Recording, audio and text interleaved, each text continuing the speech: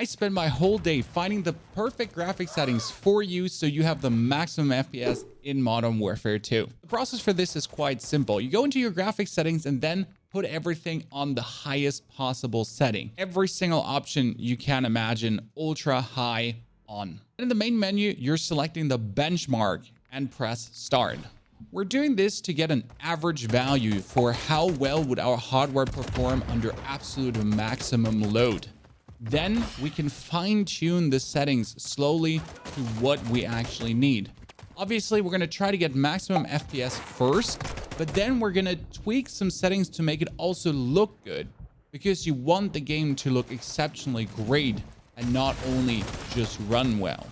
Now, this result would not be acceptable. 139 average is okay, but with the lows being up to 77 FPS, imagine your FPS dropping from 140 down to 77, and that in a critical gameplay moment due to an explosion, airstrike, or whatsoever.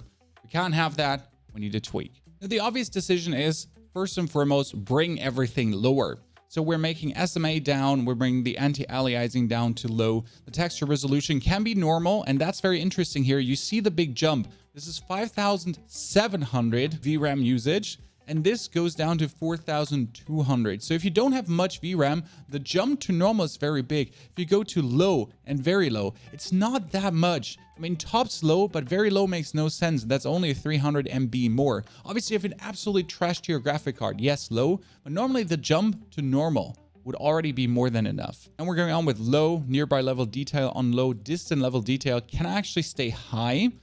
If you're playing the bigger maps, you might want to put that to low as well. Clutter should be short because you don't want too much clutter there. Particle quality low and particle level quality low. Bullet sprays and impacts, the more there are, the more clutter there is. Shader quality obviously on low, tessellation off.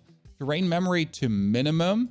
So again, saving more on the memory. On-demand texture streaming off. And we'll show you with on-demand texture streaming afterwards and without, because that actually does make the game more beautiful. Volumetric lighting is low. Physics quality is off. Water caustics as well. Shadow map resolution low. Again, here the jump from low to very low doesn't make the big difference. Screen space shadows is off. Spot shadow quality low. Spot cache low as well. Particle lightning very low. Ambient occlusion needs to be off. Screen trace reflection needs to be off. These are tanking essentially. Then static reflection is low. Weather grid volume is off. Throwing that now into the benchmark, and the game still does look good. You already noticed my FPS here go up to 200 and 250.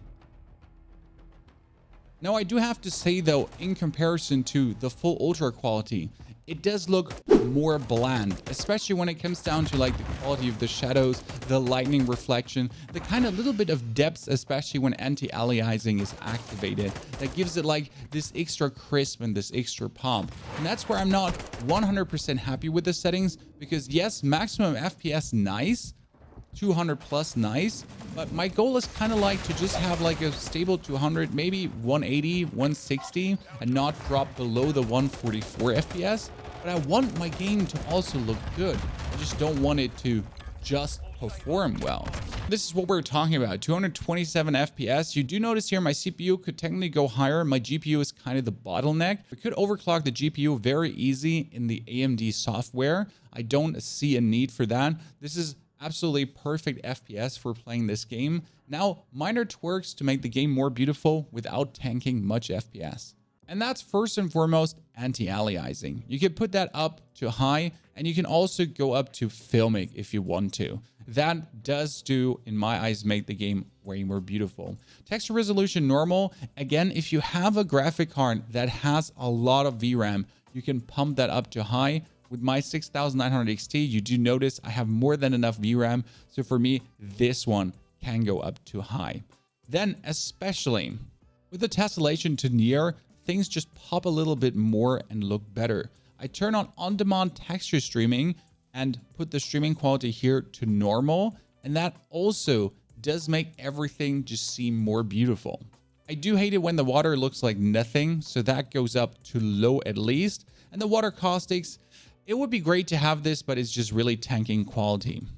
Now the screen space shadows I put to low here as well. The ambient occlusion I put on static objects makes the game way more beautiful. without stealing the most of FPS. If you put it on dynamic, that hasn't felt that well. Screen space reflection, I would like to turn on, but that's usually what tanks the most FPS.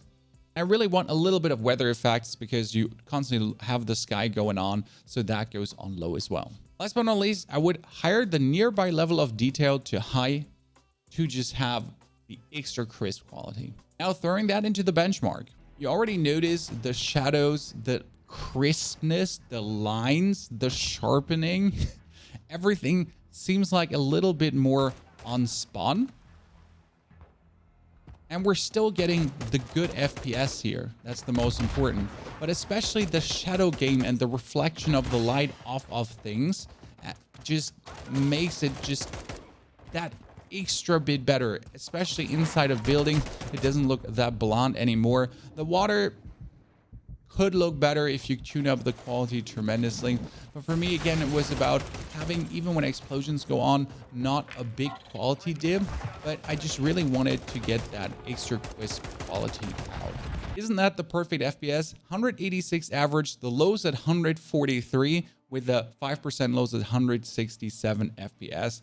Just doing exactly what I wanted it to do. I stay always above the 144 Hz and the game does look more beautiful.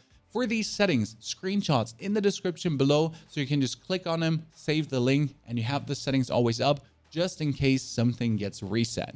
Tell me in the comments below, how much FPS are you getting with which settings, the lowest or the good looking settings? And if you're looking for a first loadout already, the PDSW, one of the faster killing SMGs, completely explained in our first Modern Warfare 2 loadout video. You don't want to miss this.